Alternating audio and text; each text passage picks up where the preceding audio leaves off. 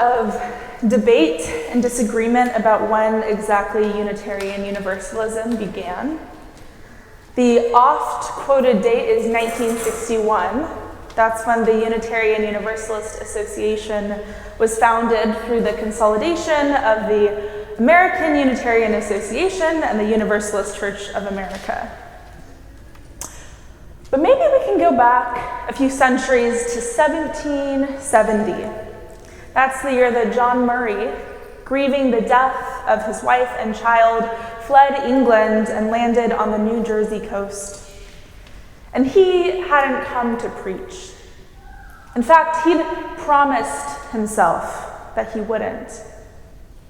He had left England behind along with his ministry, feeling like whatever message he once had to share had been swallowed up by sorrow. But then he met Thomas Potter. Now, Potter was a farmer, not a theologian, but he had built a small chapel on his land anyway, convinced somehow that someone would come along to preach the message he believed in, that God's love is for everyone, that salvation is not reserved for the few, but belongs to all, that in the end, no one is left behind. And when Thomas Potter met Murray, he begged him to preach, but Murray refused. But after persistent requests on Potter's part, Murray agreed to preach the following Sunday, provided that the winds had not shifted and allowed him to sail onwards. And that's the story of the Universalist miracle, as some of us like to call it. On that Sunday, the winds were still, and John Murray preached universal love and salvation to the crowd gathered at Potter's church. And after that Sunday, he continued to travel the East Coast, sharing the message that no one is outside the circle of God's love to all who would listen. So maybe 1770 is our date. Or maybe it was a few centuries earlier, still in 1568, across the ocean in Transylvania, which is in modern-day Romania. As many of you might know, we Unitarian Universalists have a long history and relationship to Transylvania, of all places. That year, in 1568, the King John Sigismund did something unusual. He invited religious leaders from all around the land to gather for a public debate, not to declare a winner and enforce a state religion, but because he was genuinely trying to decide what he believed. And the debate lasted 10 days.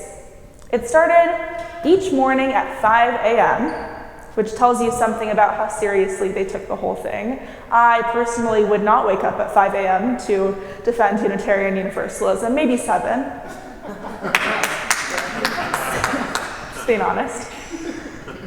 But there was a man named Francis David, and he was representing the Unitarians, and he made his case not with threats of eternal punishment, but with things we know well: reason, scripture, and a belief in the dignity of each human person.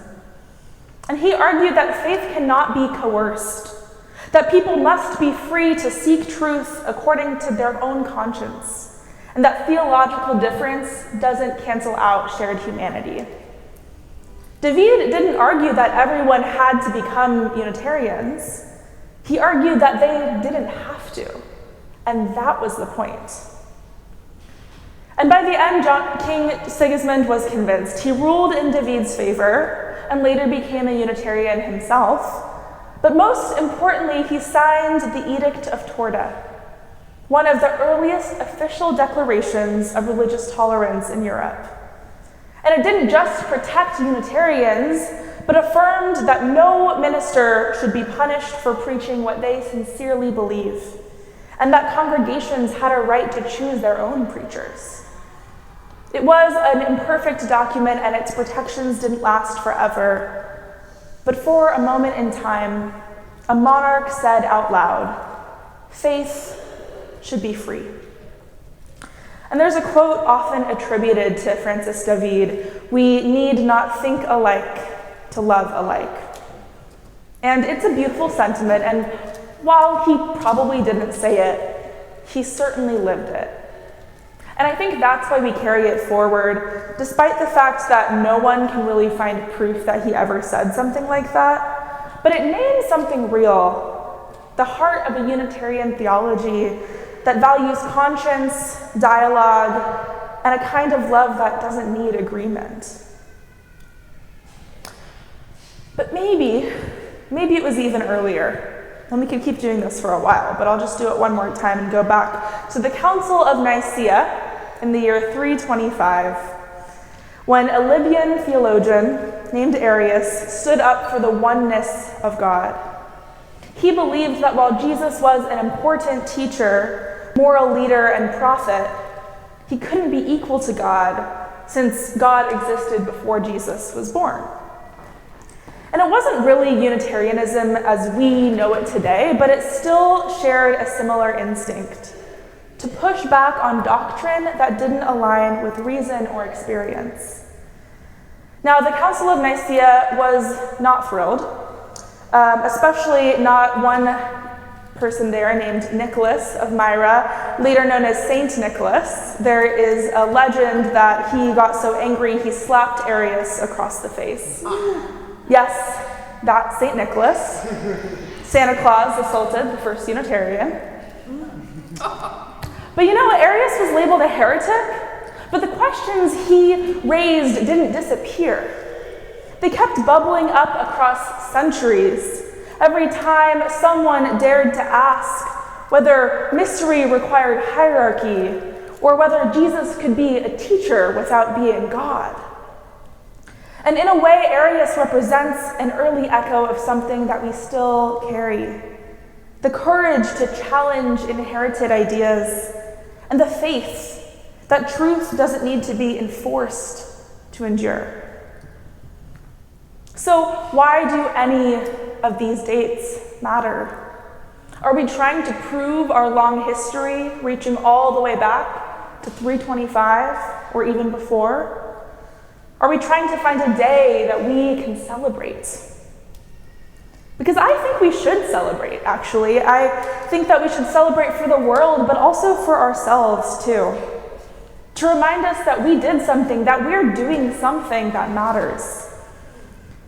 This year at Community Church, we are celebrating our 200th anniversary. Good applause for that.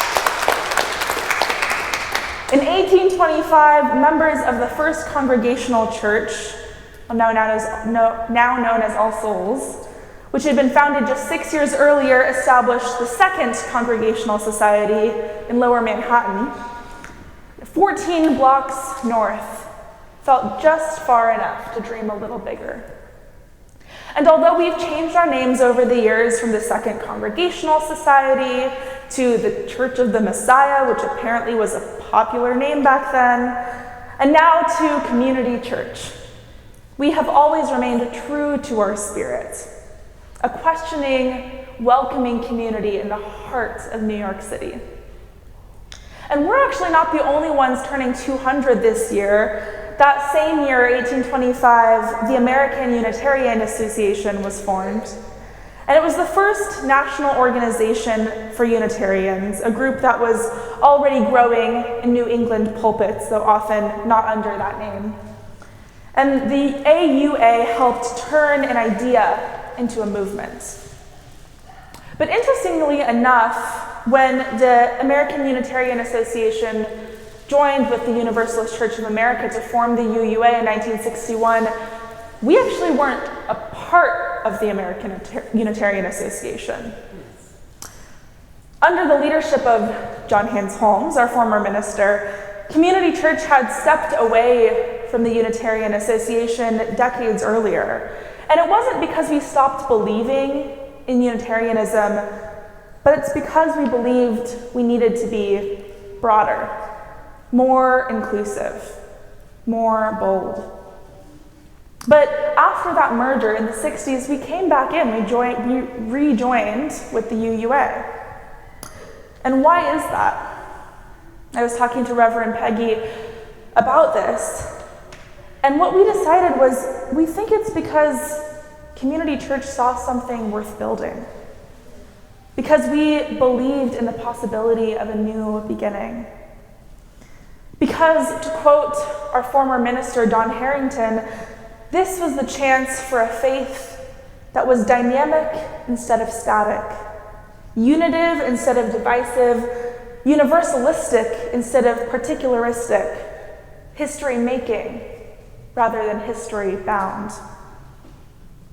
So I can understand the quest to find a date, even a year to celebrate Unitarian Universalism, whether it's 1825 or 1961 or something older still.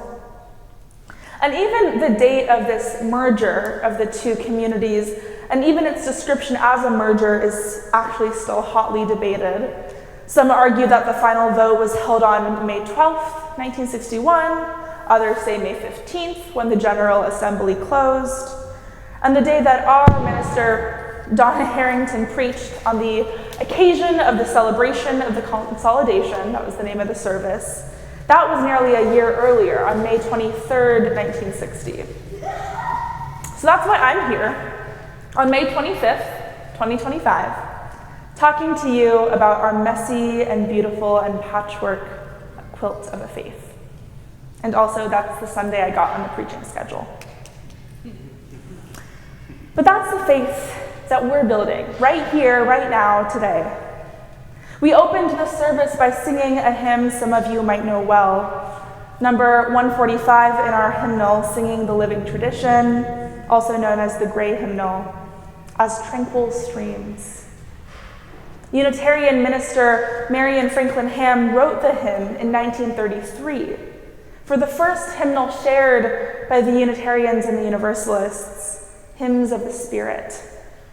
It was written with the intention to celebrate the streams that meet and merge, the Unitarians and the Universalists, who had begun to collaborate in real and meaningful ways. What had begun as a cooperation in education and worship and shared values was becoming something far deeper. And in May of 1961, as delegates cast their final votes to form the Unitarian Universalist Association, it was this hymn they sang together, a hopeful, flowing affirmation of a new beginning. In 1959, that's when the final agreements were worked out in Syracuse, New York. And over the next year, congregations voted to see if they wanted to join this new association. A full 95% of congregations participated, and 88% of Unitarians said yes, as well as 79% of Universalists. And so in 1960, the AUA and the UCA met side by side. Both voted to proceed. A special worship service was held at Boston Symphony Hall, using pulpits, one once occupied by William Ellery Channing and one once occupied by Hosea Ballou, spiritual ancestors who could scarcely have imagined the moment. And that's when Community Church's minister, Don Harrington, preached his sermon, Unitarian Universalism, Yesterday, Today, and Tomorrow. But as I mentioned before, Community Church was not actually part of the Unitarian Association at the time. But Harrington still saw something that others saw too, the potential and possibility of the moment. Some might say a disrupt church kind of moment, a community church kind of moment, daring to try something new, holding competing ideas, living through the messy, challenging work of transition, and finding meaning through the very conflict that emerged. It was and still is the work of becoming something greater than the sum of our parts. And even now, more than 60 years later, we still live in that creative tension. The story of our movement is still unfolding. When we tell the story of the merger, we often focus on unity, on the coming together of two traditions to form something new. But we must also pause and remember what was lost in that process. Though universalism remains in our name, it's often overlooked, and too often it's been forgotten in spirit as well. And the Universalist tradition carries deep theological treasures, a radical love that refused to condemn, a belief in the inherent dignity of all people, and an unshakable faith in the possibility of human transformation. But there's also a quieter culture, one that came from rural communities and had a different understanding of struggle, one more attuned to hardship and survival in ways that the louder Unitarian voice sometimes eclipsed. And when we speak of our principles, we often forget that the 7 or 8 principles we cherish today were not a given. They were hard-won, negotiated over time, shaped by the hearts and hands of generations. And they've changed and will continue to change. That's the blessing and the burden of a living tradition. The recent work around Article 2, our shared values, is just the latest chapter in the ongoing story of who we are becoming. Still asking ourselves, who are we really? Still choosing to be like the river, flowing and evolving rather than trying to become a monument to some past moment. And it's no accident that the youth were the ones who led the charge in this work. They saw the future. They said, let's stop pretending that we're separate. Let's make space for what comes next. Another song from today, performed by our fabulous choir, We Would Be One, was written by Unitarian Minister Samuel Anthony Wright for the Unitarian and Universalist youth at their Continental Convention in 1954. And that year, a little less than a decade before the Unitarian Universalist Association was founded, they merged to form the Liberal Religious Youth of the United States and Canada, setting a model for the larger consolidation of our denominations a few years later. The youth of that time realized that coming together was powerful.